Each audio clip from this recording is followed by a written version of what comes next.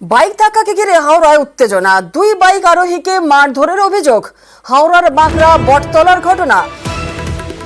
Bike ধাক্কাকে ঘিরে হাওড়ায় উত্তেজনা, দুই বাইক আরোহীকে মারধরের অভিযোগ। ঠিক কি ঘটনা ঘটেছিল? আমাদের সঙ্গে রয়েছেন আমাদের প্রতিনিধি দেবাশিস। আমাদের প্রতিনিধি বলবেন। দেবাশিস, ঠিক কি ঘটনা ঘটেছিল? দেখো, বাঁকড়ার রশিকলের বাসিন্দা মোহাম্মদ শামসের হোসেন তার সঙ্গীকে নিয়ে কাজ থেকে বাড়িতে ছিল।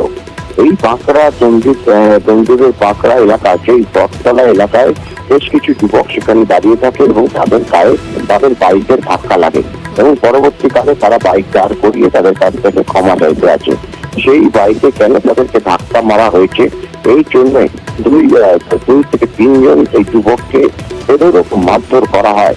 মারধর করে তারা এই বটতলা জুড়ে সন্ধ্যার পর থেকে বটতলা জুড়ে কিছু দুষ্কৃতীদের আস্তানা তৈরি হয়।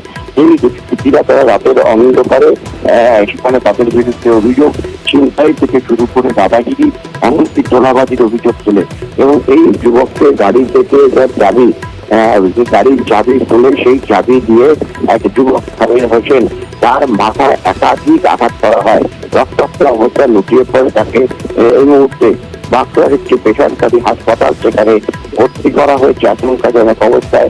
ওটা ঘটনা অভিযোগ দায়ের করা হয়েছে বাঁকড়া ফাঁড়ি পুলিশের কাছে।